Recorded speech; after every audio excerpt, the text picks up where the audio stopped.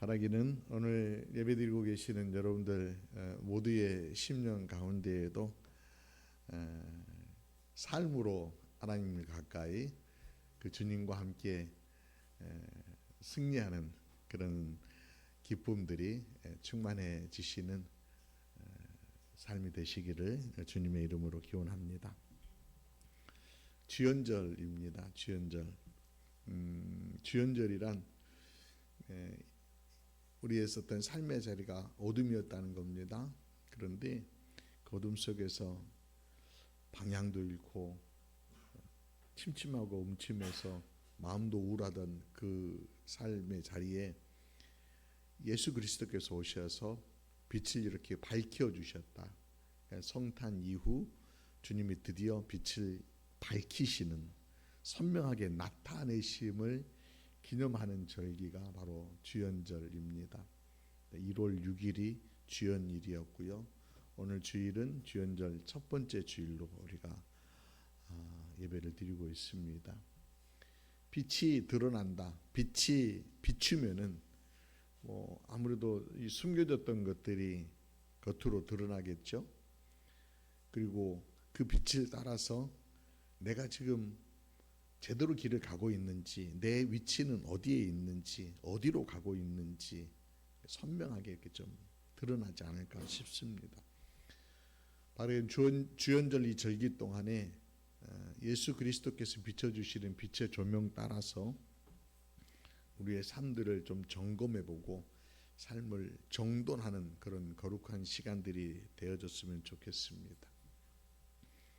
그림 하나 잠시 소개드립니다.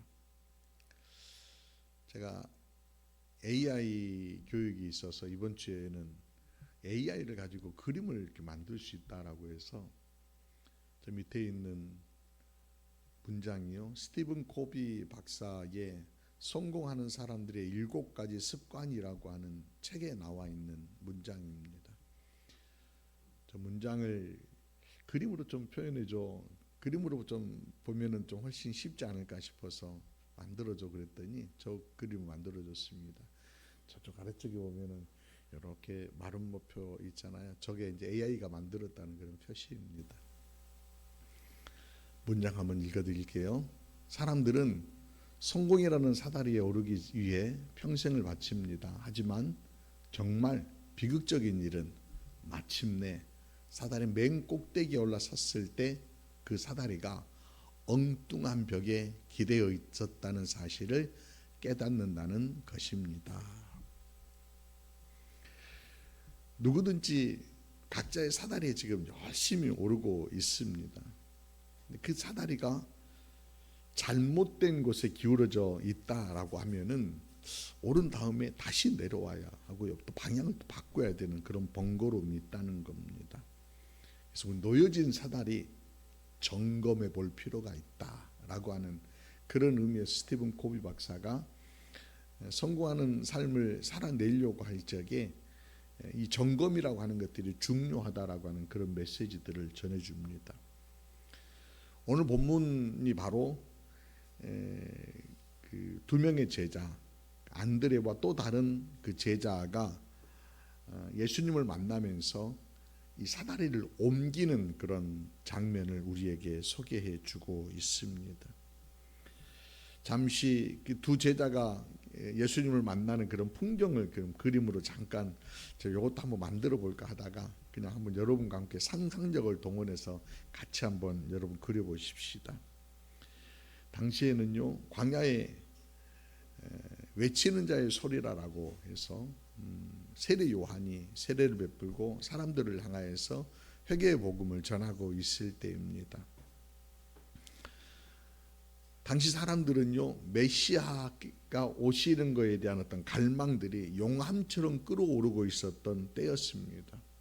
메시아가 오셔서 노마의 압제에서 그들을 해방시켜주고 또 그들이 살고 있는 그 삶의 자리에 좀 평안함을, 넉넉함을 부어주시기를 기대하면서 뭔가 이렇게 사다리를 붙들려고 하는데 마침 적절하게 요한이라고 하는, 세례 요한이라고 하는 그 사다리를 만난 겁니다.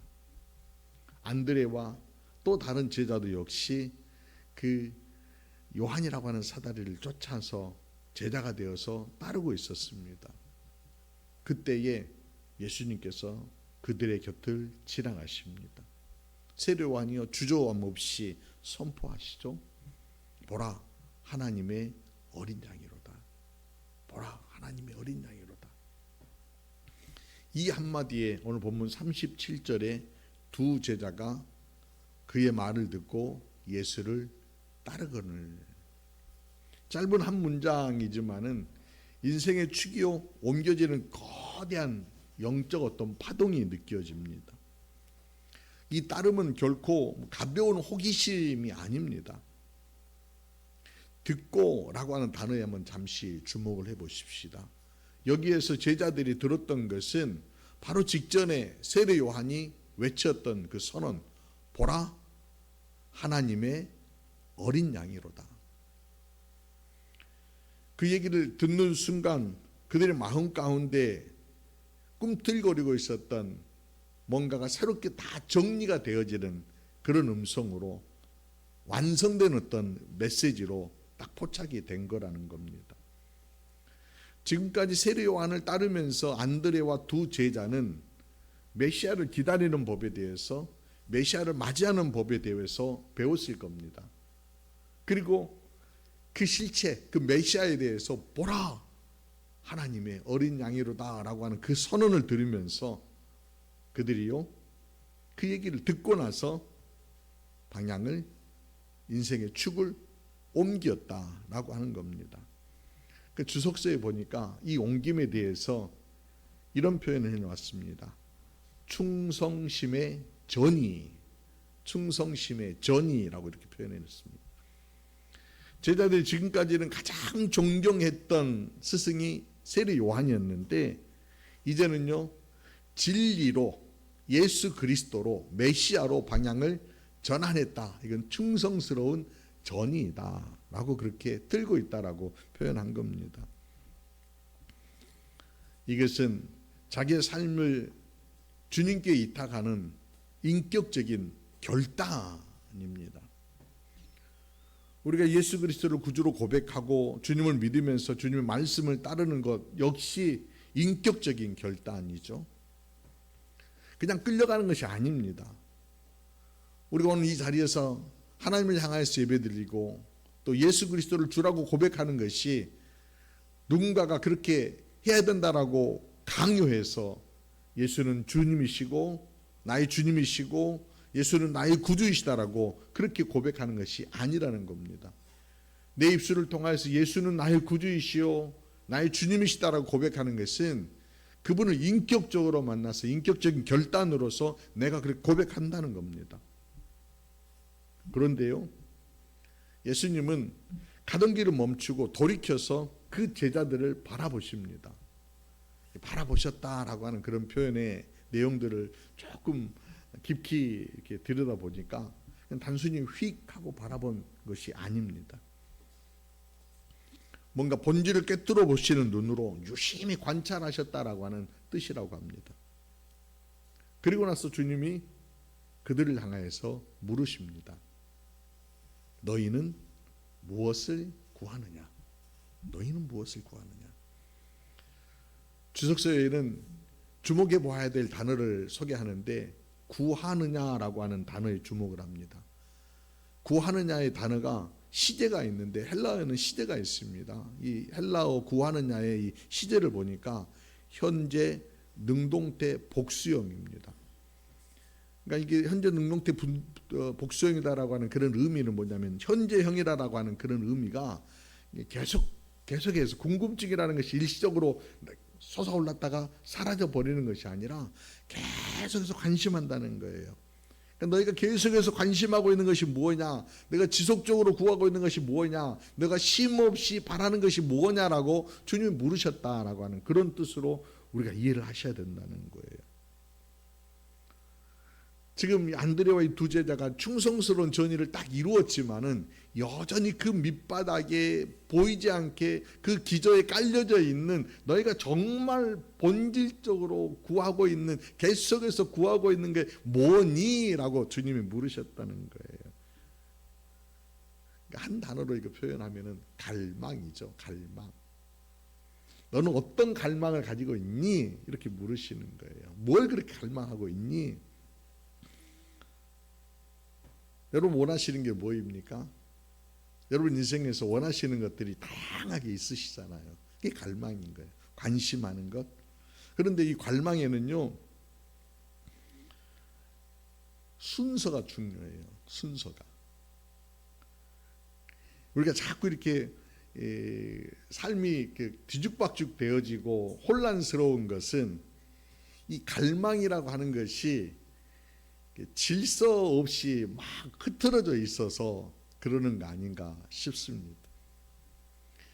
여러분 해야 할 일이 있고 중요한 일이 있으면 여러분들 뭐 이렇게 표현하면 조금 더 정확할 것 같아요. 여러분 좋은 일이 있어요. 나에게 좋은 일이야. 좋은 일과 중요한 일이 있어요. 두 가지가 같이 놓였어요. 여러분 뭘 선택하세요? 내가 좋아하는 일 해야죠. 이런 분 혹시 계시나요? 대부분 중요한 일을 선택하십니다. 이게 이제 우선순위라고 하는 건데, 중요한 일을 먼저, 정말 소중한 일들을 먼저 하지 좋은 일을 먼저 하는 경우들은 없어요. 이게 질서라는 거예요. 근데 대부분 사람들이 불행해지는 이유들을 보면은 나쁜 것을 사랑해서가 아니라 좋은 것을 자꾸 사랑하기 때문에 그러는 거예요. 좋은 것과 중요한 것들 사이에서 자꾸 좋은 쪽으로만 이렇게 마음이 쏠려져 가지고 질서 없이 흐트러지다 보니까 이것도 좋아하고 저것도 좋아하고, 왜 이렇게 좋아하는 것들이 많아지는지, 우리 삶의 자리에 보면은 왜 이렇게 나를 유혹하는 것들이 많은지 여러분 굉장히 많잖아요. 그런 거에 자꾸 나 이거 좋아해, 나 이거에 끌려가다 보니까 어느 순간에 중요한 것들을 놓쳐버리더라는 거예요. 돈 벌고 가족 사랑하고 인정받는 거 여러분 다 좋은 일입니다. 매우 중요한 것들이 왜 사랑하고 왜 돈을 벌고 왜 인정받으려고 하는지에 대한 어떤 중요한 포인트들이 우리에게 없다라고 하면은 그건 무질서해진다는 거예요. 그래서 인생에 있어서 정렬이라고 하는 것, 정리라고 하는 것, 우선순위를 정해서 뭐가 중요한지를 우리가 정리해 둘 필요가 있다라고 하죠. 그런 의미에서 예수님께서 지금 제자들에게 너희가 갈망하는 게 뭐니? 너희가 좋아하는 게 뭐니? 너희가 구하는 게 뭐니? 라고 지금 한번 쫙 채를 잡아서 흔들어 놓고 계시는 거예요. 본문을 좀 더 이제 살펴보십시다. 그러면 이제 제자들이 주님의 질문에 뭐라고 답을 합니까? 여러분 한번 보시면은 제자들이 이렇게 답을 합니다. 랍비여 어디 계시오니까. 아니 뭘 구하냐고 물어봤는데 제자들은 지금 아주 동문서답 엉뚱한 답을 하는 것처럼, 마치 예수님의 답을 회피하는 것처럼 보일 수 있습니다. 그러나 여러분 이게 아닙니다.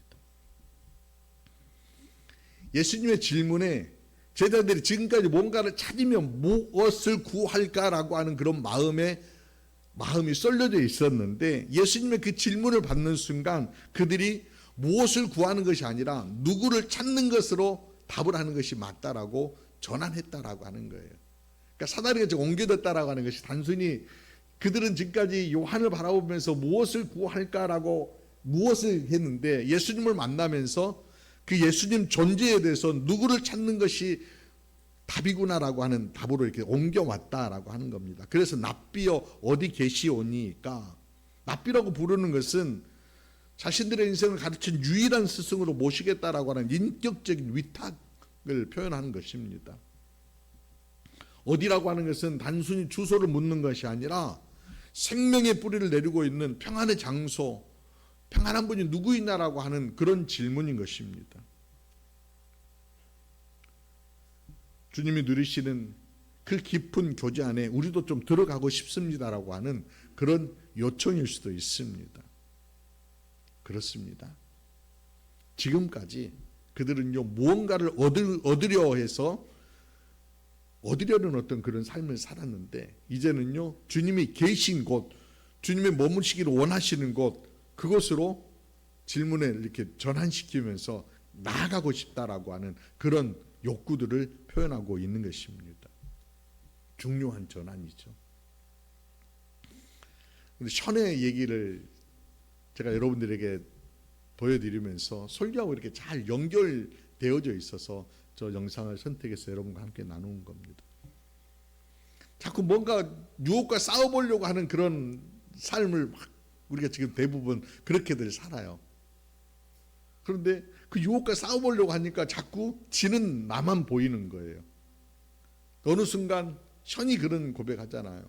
주님께 나아가니까 주님 안에 거해보니까 정말 만난 것들이 있었는데, 주님 안에 더 좋은 것들이 있었는데, 그걸 누리면서 행복하면 되는데 왜 나는 자꾸 싸우려고만 했지? 라고 하는 것으로 인생의 어떤 터닝이 되었다라고 하는 그런 얘기잖아요. 제자들도 마찬가지인 거예요. 내가 뭘 구하면 행복할 수 있겠다, 뭘 가지면 행복할 수 있겠다라고 하는 그런 모습이었는데, 그런 갈망을 품고 살았었는데 그게 아니라 저기 안에 머물면 좋겠구나. 그래서 납비여 어디 계시오니까 나 주님 안에 거하기를 원합니다. 주님과 함께 했으면 좋겠습니다. 주님 더 만나기를 원합니다. 라고 하는 그런 반문으로 답을 주고 있는 거예요. 제자들 의도를 주님이 아셨던 것 같아요. 그래서 주님이 뭐라고 제자들에게 초청하십니까? 아주 단순하고 담백한 초청이죠. 뭐라고 말씀하세요? 와서 보라. 와서 보라. 복음은 알미 아니라 삶이다. 복음은 정보가 아니라 인격적 만남이다. 여러분, 신앙은요, 주님에 대한 지식을 쌓아가는 것으로 신앙이 든든해지는 것이 아닙니다. 지식을 쌓아갔다고 해서 내 안에 영적인 감동이 확 밀려오거나 그런 것 아닙니다. 주님을 인격적으로 만나고 그분 안에서 체험하는 평안을 누리고 그분의 만져주심, 그분의 행하심을 만날 때에 참 맛을 누릴 수 있는 것입니다. 바라기는 여러분 모두가 그 맛을 좀 누려봤으면 참 좋겠습니다. 소소하게라도 담백하게라도 그 맛을 누리시며 한 해 동안 승리하시기를 축원합니다. 음주운전 사고로 인해서 그 애매하게 전신 화상을 입었던 이지선 교수의 삶을 여러분 아실 겁니다. 지금은 한동대에서 사회복지학과 교수로 재직하고 계시는데요. 그분의 간증 얘기를 들어보면은 사고 전에 그녀에게 하나님은요, 기능적인 하나님이셨대요. 기능적인 하나님. 기능적인 하나님이라고 하는 것은 뭔가 해결을 해주는 어떤 도구 같은 그런 하나님이셨다는 거예요. 그런데 그 이후에 병실에서 만난 그 하나님은 그 기능적인 하나님이 아니라 내 고통의 현장에 함께 앉아 말없이 울어주시는 분이었다라고 그렇게 고백을 합니다. 주님과 함께, 우리가 늘 구하는 거잖아요. 주님이 내 안에, 내가 주님 안에, 주님과 함께 하기를 원합니다. 주님, 나의 어떤 본잡한 마음들을 좀 안정으로 좀 잔잔히 좀 해주세요. 주님, 나와 함께 해주세요. 우리 그거 많이 구하잖아요. 이지선 교수가 그런 얘기를 해요. 주님과 함께 머물렀던 그 순간이, 그 처절한 시간이 어떤 사랑의 질서를 완전히 바꾸어 놓는 타이밍이었다라고 하는 그런 고백을 합니다. 우리도 마찬가지입니다. 신앙은요, 주님을 모든 삶의 자리에서 모시고 그 주님을 경험하는 것입니다. 내 마음을 사로잡았던 가짜 어떤 신 이런 것들은 좀 이렇게 내려놓고, 내가 구하려고 하는 것은 내려놓고 그냥 모든 삶의 자리에 기쁠 때나 슬플 때나 우울할 때나 평안할 때나 걸을 때나 마실 때나 잠을 잘 때나 달릴 때나 심지어는 티격태격 싸울 때에도 모든 순간 주님이 함께하는 시간으로 우리가 모셔드리고 주님의 구하심 따라서, 주님의 이끄심 따라서 그 걸음을 걸어낸다라고 하면은 그런 깨달음 오지 않을까요? 기쁠 때는 주님 감사합니다. 우울할 때는 주님 평안함 주세요. 싸울 때는 또 어떻게 할까요? 내가 왜 이럴까 주님, 이렇게 답하지 않겠어요? 싸울 때는 주님 잠깐 저 계세요, 제가 좀 싸움 좀 하고 올게요, 이러지 말자는 거예요. 그래서 예수님께서 와보라 할 때에 제자들이요 실제로 주님의 초청에 가서 주님과 함께 거합니다. 여러분 한번 제자들이 가서 주님과 함께 거했던 장면들을 이렇게 한번 그려보십시다. 주님이 머무셨던 장소가 뭐 대단하게 화려한 장소였을까요? 아닙니다. 아주 평범한 일상적인 공간이었을 겁니다. 해가 뉘엿뉘엿 지는 오후 4시경 제자들과 함께 마주 앉은 주님, 세상에서 떠들썩할 못한 굉장한 혁명의 구호를 외치면서 이렇게 해야 된다라고 주님이 말씀하셨을까요? 아니면 복잡한 어떤 신학적인 논쟁을 제자들과 하면서 이렇게 해야 된다라고 가르침을 주셨을까요? 아닙니다. 그저 제자들과 함께 따스한 오후의 햇살들을 누리면서 따뜻한 숨결로 마지막한 음성으로, 그죠? 때로는 침묵이 흐르는 시간들도 있었을 겁니다. 그렇게 머무시는 거예요. 그 시간 또 무엇을 보았을까요? 주님이 빵을 떼시는 그 손길을 보았을 것이고요, 주님이 자신들을 바라봐 주시는 자비로운 눈동자를 만났을 것이고요, 무언가 채우지 않은 허기짐이 있었지만은 빈자리에 뭔가를 뭘 채워야 되겠다라고 하는 그런 욕망으로 앉아있을 수도 있었겠지만은 특별히 무언가 해서가 아니라 그저 그분이 곁에 계심으로 인하여서 그들은 더 바랄 것 없는 안식을 맛보았을 것입니다. 뭐 대단한 일들이 있었고 대단한 기적을 보아서 그들이요 와 라고 그렇게 말하지는 않았을 것입니다. 성경이 만약에 그랬다면 그런 걸 기록했을 텐데, 성경은 아주 평범하게 그냥 와서 보라라고 하는 그 문장 하나로 예수님의 일상을 보여주시고 그 일상의 이야기들을 우리에게 상상하도록 그렇게 만들어 주시는 것 같아요. 그런데요, 와서 보니까요 대단한 거예요. 평안이 있고 은혜가 있고 안정감이 있고, 그래서 그 안에서 와서 봄으로 누리는 그 은혜를 안드레와 그 제자가 누리고 나서, 그리고 나서 베드로에게 함께 갈 것을 권합니다. 여러분, 은혜의 삶이라고 하는 것들이 뭐 세상 가운데서 우리가 매 순간 그런 어떤 다이나믹한 삶을 살았으면 참 좋을 텐데 그런 욕망도 있을 것 같아요. 그러나 그러지 않습니다. 여러분, 그런 거 기대하지 마세요.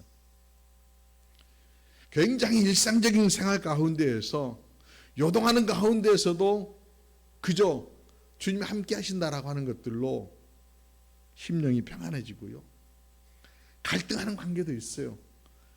내가 어떻게 하려고 해도 안 되는 그런 경우들이 있어요. 그런데도요 주님은요 나로 하여금 네가 할 몫이 아니다 라고 그렇게 말씀하시는, 평화를 지키게 하세요. 근심하고 걱정하는 문제들이 산더미처럼 우리 가운데 쌓여져 있어서 내가 어떻게 해보려고 낑낑거리면서 안 돼요, 안 돼. 근데요 주님이 함께 하시면은 주님이 함께 하시니까 라고 하며 내 마음 가운데 또 힘을 더해 주셔요. 그게 바로 와서 봄, 주님과 함께하는 임마누엘 은혜라고 하는 거예요. 사랑하는 여러분, 그 은혜의 맛을 저와 여러분이 누리시기를 주님의 이름으로 축원합니다. 안드레가 주님과 함께 머물렀던 그 순간이 너무나도 좋아서 주체할 수 없는 그 마음의 어떤 불꽃들이 타올랐던 것 같아요. 뭐 요동하면서 단걸음에 시몬에게 달려가서 우리가 메시아를 만났다 그렇게 외칩니다. 우리가 메시아를 만났다. 예수님은 내가 메시아다 그렇게 말씀하지도 않으셨어요. 근데 와서 보니까, 그분과 함께 있어 보니까, 그분의 맛을 느껴보니까 야 정말이구나 라고 알았던 거예요. 그래서 베드로의 손을 이끌고 예수님께로 옵니다. 42절 보세요. 데리고 예수께로 오니 예수께서 보시고 이르시되 내가 요한의 아들 시몬이니 장차 게바라 하리라 하시니라. 보신다는 내용이 참 많이 나와요. 본다라고 하는 내용들이 성경에 많이 나오는데, 성경에 본다라고 하는 것들, 물론 본다라고 하는 것들 우리말에도 좀 구별해 볼 필요가 있어요. 그냥 이렇게 쓱 스쳐 지나가듯 보는 것들이 있고 세심하게 보는 것들이 있는데, 오늘 여기에 쓴 단어는 주님이 보셨다라고 하는 것은 좀 깊이 세심하게 넓게 보았다라고 하는 그런 의미입니다. 시몬을 보셨다는 얘기는 시몬의 지금 겉모습만 보신 것이 아니에요. 그의 깊은 상처, 그리고 그가 훗날에 맞이할 처절한 실패와 통곡, 눈물, 이런 것까지 꿰뚫어 보셨다라고 하는 그런 의미예요. 현재 시몬 어떻습니까? 요한의 아들 시몬이라고 하는 이 표현에 보면은 아버지의 아들이잖아요. 요한의 아들 시몬. 그러니까 아들로서 자기 이름을 드러내놓을 수 없는 아직까지는 무명의 어떤 평범한 존재이다라고 하는 그런 뜻이에요.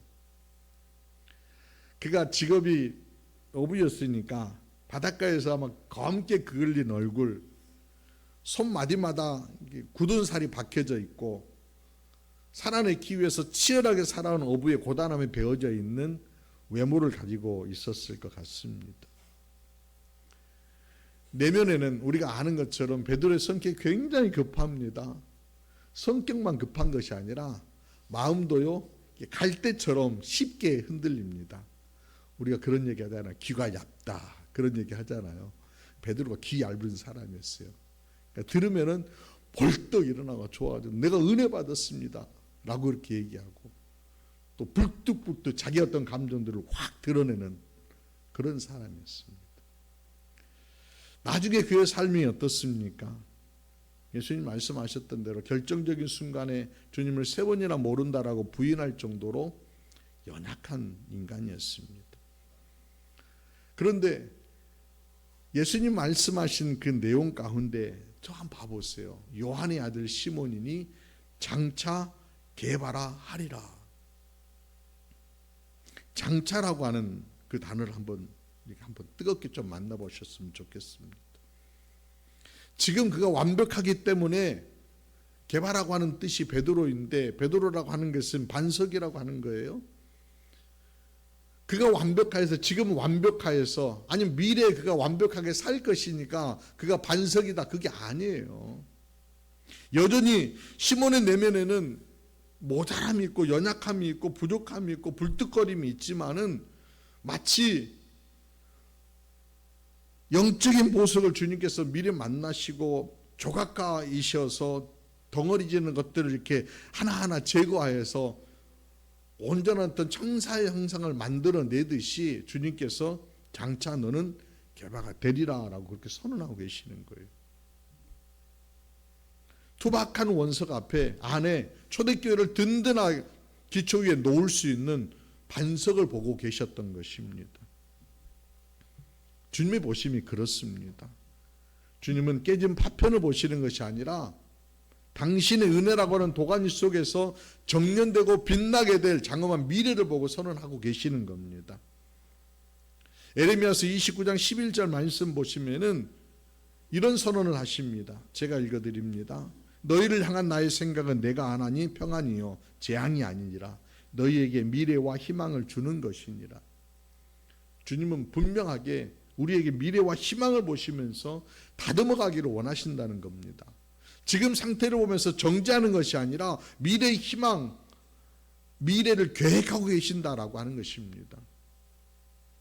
주님은 우리를 보신 대로 빚으시고 빚으신 대로 결국은 완성해 가실 것입니다.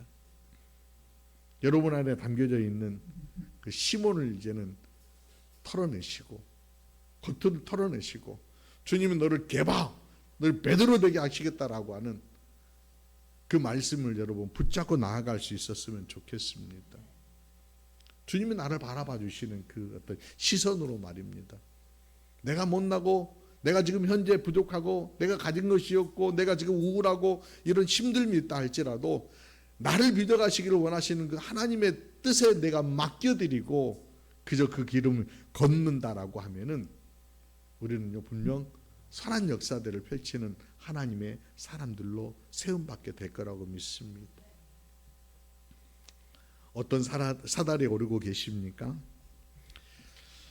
주연절 절기를 맞이하면서 그 사다리를 한번 점검해 보십시다. 그리고 와서 보라 라고 하셨던 그 초대에 우리가 온 마음으로 응답하시며 나아갈 수 있었으면 좋겠습니다. 주님의 곁에, 아니 주님 가운데 쓱 들어가지 못하더라도 먼 발치서라도 주님을 계속 바라보시며, 아니 좀 더 가까이 가서 주님을 바라보시고, 더 갈 수만 있다면 주님 안에서 사귐의 시간들을 가지시며 여러분들 인생을 바꿔갈 수 있었으면 좋겠습니다. 알므로서 신앙생활하는 것이 아니라 주님과 함께 삶으로서 믿음의 길들을 열어가시면서 세상에 주는 이름에 속지 마시고 너는 내 자녀이다, 세상을 이끌어갈 제사장이다라고 하시는 주님의 그 놀라운 정체성들을 내가 품어내면서 시몬의 삶이 아니라 게바의 삶으로 여러분들의 삶을 펼쳐낼 수 있었으면 좋겠습니다. 주님의 임재 안에서 나의 거룩한 백성으로 주님의 신실한 제사로 사용하실 주님의 뜻에 여러분들의 삶을 맡겨드리고 믿음의 경주를 끝까지 행하시는 성도님들 다 되시기를 주의 이름으로 축원합니다. 기도드리겠습니다. 사랑의 주님, 오늘 주신 말씀 앞에서 우리의 실상을 정직하게 대면합니다. 너희는 무엇을 구하느냐 물으셨던 그 질문 앞에 사실은 주님이 아닌 주님이 주실 보상을 구했음을 고백합니다. 남들보다 높이 가려고 세웠던 그 다리에서 이제는 내려갑니다. 그리고 와서 보라 초대하신 그 사랑에 응답하여 한 주간 또 모든 인생 가운데 주님 곁에 머물며 주님의 아름다움을 맛보아 알기를 원합니다. 흔들리는 시몬과 같은 우리를 반석인 게바로 부르시고 빚어가실 주님을 신뢰합니다. 우리의 미래를 책임지시고 열어가실 주님을 신뢰하며 주님의 시선을 기억하고 주님의 사랑을 감격적으로 내 안에 품으며 삶을 살아낼 수 있도록 주장하여 주옵소서.